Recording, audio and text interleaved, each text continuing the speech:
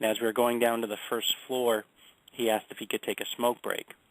And later on, the doctor actually quipped to us said, I think that's the first time smoking ever saved somebody's life, because that delayed us.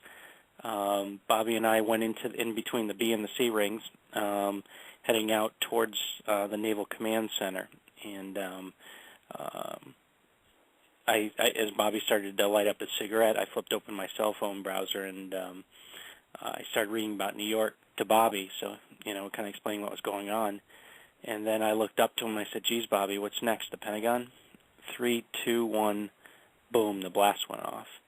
And it picked me and Bobby up and threw us a good distance, and the building started coming down on top of us. After that, we were both, I believe Bobby was as well, both knocked out. When we came to, I looked over and I saw Bobby, and he was covered with blood and soot.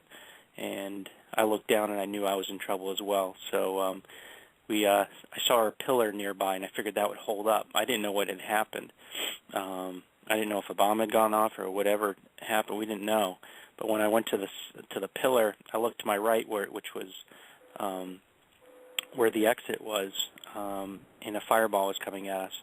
And to the left was the center courtyard. So we ran to the center courtyard. And at that point, people started screaming, "You've been hit, you've been hit." And I looked down, and I was also covered in blood.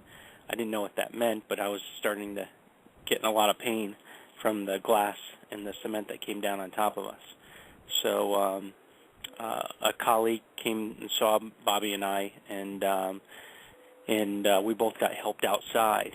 As I'm getting carried out, I'm taking people's cell phones off their belt to see if I could call home and let them know I was alive. Everyone was willing to give me their phone, but they didn't work. All the cell phones went dead in D.C. at that time. Right. It was just an overusage or some sort. So we got transported out to the triage area. Bobby and I had gotten separated during that time, but I had heard his voice when I was laying in the triage, and this triage was horrible. It was something that you can't imagine. When I describe it to audiences when I speak around the country, it's kind of like the MASH television program where you had people who were just injured beyond belief, and so right.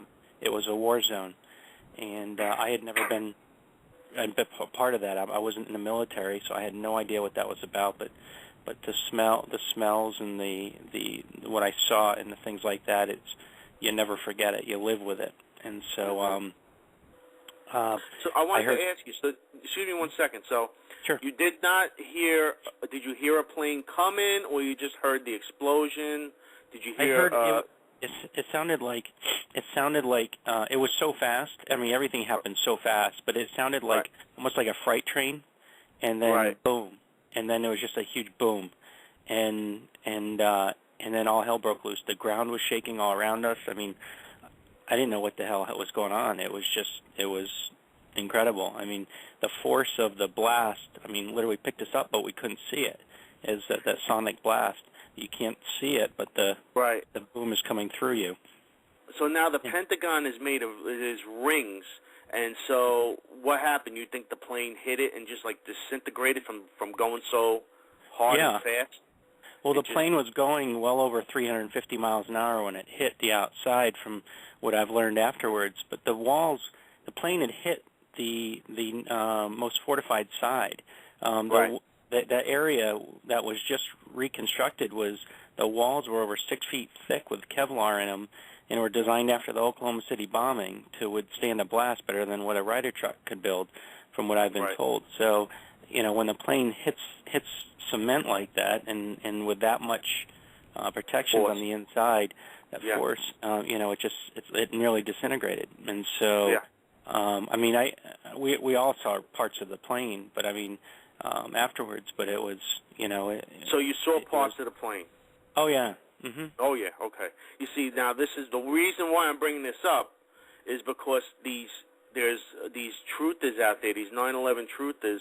They keep saying it was a missile and this and that, but I'm like, if a plane hit the Pentagon, where are the people that died in the plane? You're telling me they cleverly they kidnapped the people and and then hit a missile into the Pentagon, and then their other line is that explosives were in the World Trade Center. Well, if you had the World Trade Center filled up with explosives for it to implode, okay, to do like a demolition job on it, then why fly planes into it in the first place? Just flick a button and that's it. Why go through the hassle of hijacking planes?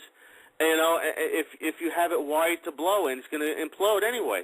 So, you know, that's what it is. But, you know, the reason why I bring this up is because so many people are being fooled by this. And I'm telling you, on the Internet, it is frightening how many people are just falling for this nonsense. And it drives me crazy because, I mean, I worked at Ground Zero for many months. And, you know, there was no talk about any type of, you know, anyone hearing explodes like that. Nothing like that, you know? Yeah.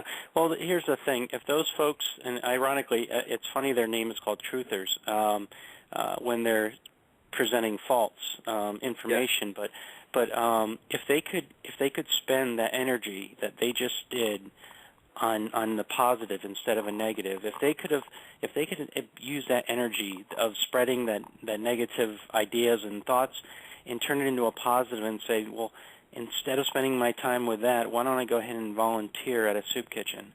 Or why don't I go ahead and help the families of those who lost somebody? Or why don't I volunteer at for the Salvation Army?